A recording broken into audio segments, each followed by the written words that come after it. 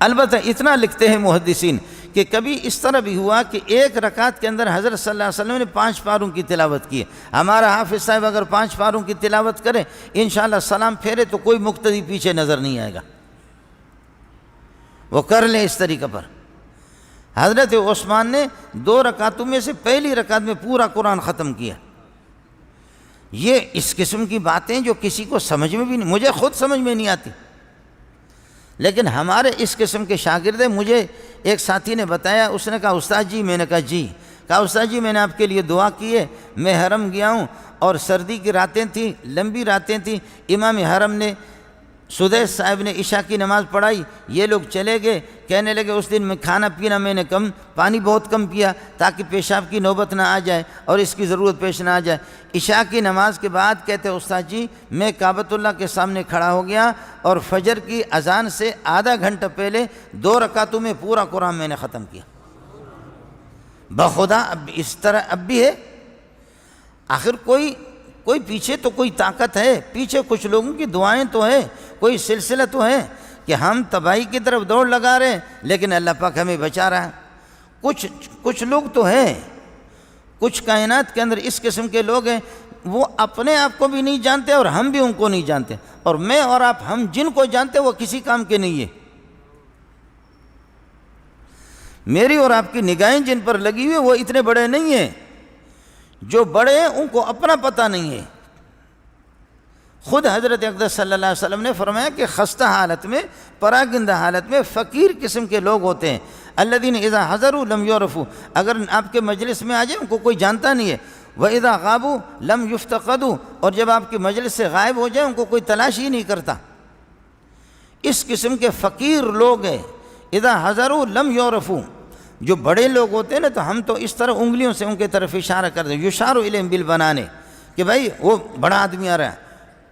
بہت بڑا آدمی ہے، وڈو مانو اچھے پیو، یہ ہوتی بابا، یہ فلانا آدمی آ رہا ہے۔ تو میرے نبی نے فرمایا کہ لا یشار الیہم بالبنان، ان کے طرف ہاتھ نہیں اٹھتے، ان کی طرف انگلیاں نہیں اٹھتی، انگلیوں سے ان کے طرف اشارہ نہیں کیا جاتا۔ بالکل فقیر قسم کے لوگ ہوتے ہیں، بالکل فقیر قسم کے لوگ ہوتے ہیں، ان کو کوئی جانتا بھی نہیں ہے۔ اور ایسا بھی ہوتا ہے کہ کبھی میری اور آپ کی نگاہوں میں وہ ذلیل بھی ہوتے ہیں، ہم سمجھتے ہیں کہ ان جیسا کوئی ذلیل بہکاری بھی نہیں ہے۔ ایک ہمارے بڑے بزرگ ہیں ابو سعید الخزار، ابو سعید الخزار بہت بڑے آدمی ہیں، بہت بڑے آدمی، کہتے ہیں میں جمعے کے لیے جمعہ پڑھنے کے لیے چلا گیا تو ایک آدمی کو میں نے دیکھا پھٹے پرانے خستہ حالت میں، کپڑے اس کے پھٹے پرانے ہیں، تو میرے دل میں نفرت آ گئی کہ یہ بہکاری، یہ بھیک مانگتے رہتے ہیں، خامخواہ ہم پر بوجھ بنے ہوئے، بہکاری قسم کا آدمی۔ تو ایسے میں نے دیکھا، میرے دل میں کچھ نفرت آ گئی کہ یہ بہکاری قسم کا ہے۔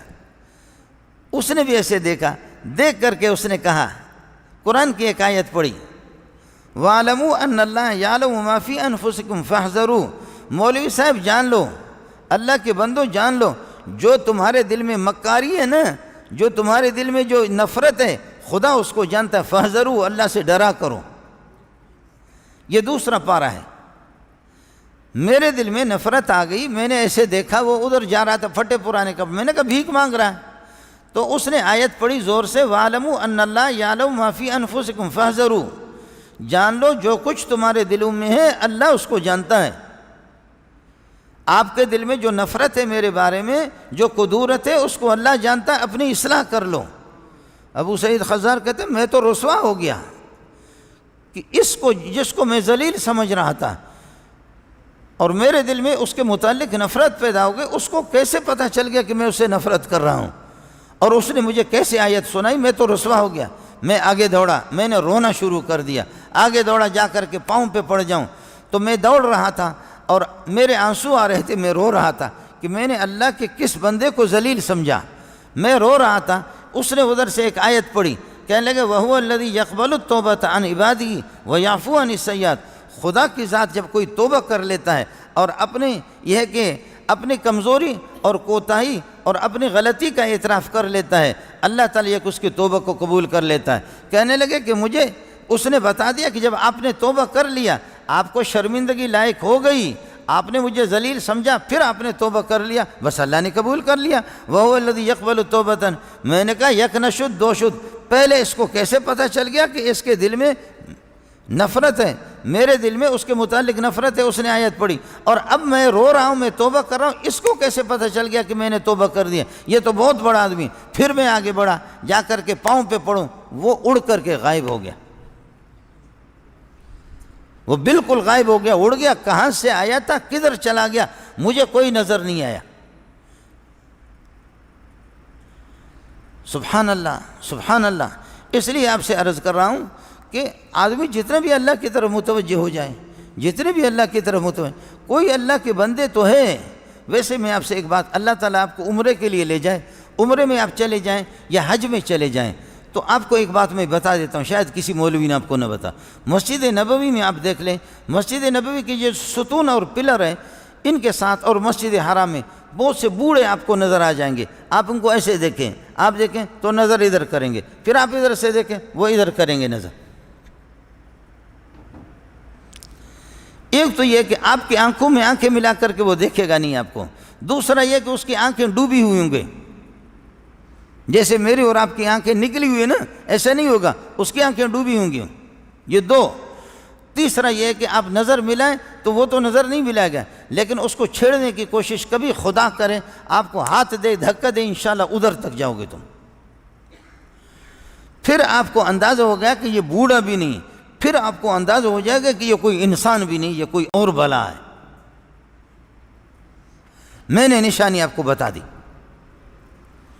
آنکھیں ڈوبی ہوں گی، بوڑھے ہوں گے، دیکھو گے تو ادھر دیکھیں گے وہ، آپ ادھر سے گھوم پھر کر کے آ جاؤ تو پھر وہ ادھر دیکھیں گے، آپ ادھر سے آؤ تو ادھر دیکھیں گے، اور زیادہ خدا اس کو غصہ نہ دلائے اور زیادہ وہ غصہ نہ ہو جائے، اور اگر غصہ ہو گیا آپ کو دھکا دے دیا، پھر آپ کو اندازہ ہو جائے گا کہ تو کتنا طاقتور ہے۔ کچھ لوگ ہیں اب تک بھی، کچھ لوگ اب بھی کائنات میں ہیں جن کی وجہ سے یہ دنیا چل رہی ہے۔ اس لیے ظاہر ہے کہ مجھے اپنی قبر میں جانا ہے، آپ کو اپنی قبر میں جانا ہے، تو رسول پاک صلی اللہ علیہ وسلم کو جبریل نے بتایا کہ اگلے سال میری اور آپ کی ملاقات نہیں ہوگی، اس لیے پیارے اس دفعہ قرآن کا تکرار ہمیں زیادہ کرنا ہے اور زیادہ تلاوت کرنی ہے، اس لیے 2 ختم آپ نے جبریل کو سنایا اور 2 ختم جبریل نے آپ کو سنایا۔ آپ کے داماد حضرت عثمان نے 1 رکعت کے اندر پورا قرآن پڑھا اور دوسری رکعت میں پھر شروع کیا، صبح ہو گئی، 1 رکعت میں پورا قرآن پڑھنا وہ مجھ سے اور آپ سے ہو بھی نہیں سکتا۔ یہ پرانے قصے ہیں، یہ پرانی داستانیں ہیں، یہ ہم سے ہوں گے بھی نہیں، یہ ہم سے ہو نہیں سکتا، لیکن جتنا بن پاتا ہے، جتنا کر سکتے، ایک یہ کہ قرآن کی تلاوت کرے، درودوں کا اہتمام کرے، استغفار کا اہتمام کرے، اور خاص طور پر اس آخری عشرہ کے اندر اللہم انک عفو تحب العفو فاعف عنا یا غفور، اللہم انک عفو تحب العفو، اے اللہ تیری ذات معاف کرنے والی ہے، تو معافی کو پسند کرتا ہے، فاعف عنی فاعف عنا، اے اللہ مجھے معاف کر دو، فاعف عنا ہم سب کو معاف کر دو۔ آپ سب کے لیے معافی مانگیں، اپنے لیے نہیں، پوری امت کے لیے، اللہم انک عفو تحب العفو فاعف عنا، ہم سب کو معاف کر دو، پوری امت کو اللہ معاف کر دو۔ مزید ویڈیوز کے لیے آپ ہمارے فیس بک پیج کو لائک کریں اور ساتھ ہی ہمارے یوٹیوب چینل کو بھی سبسکرائب کریں تاکہ کسی بھی ناگہانی کی صورت میں آپ کو ہماری ویڈیوز بر وقت مل سکے۔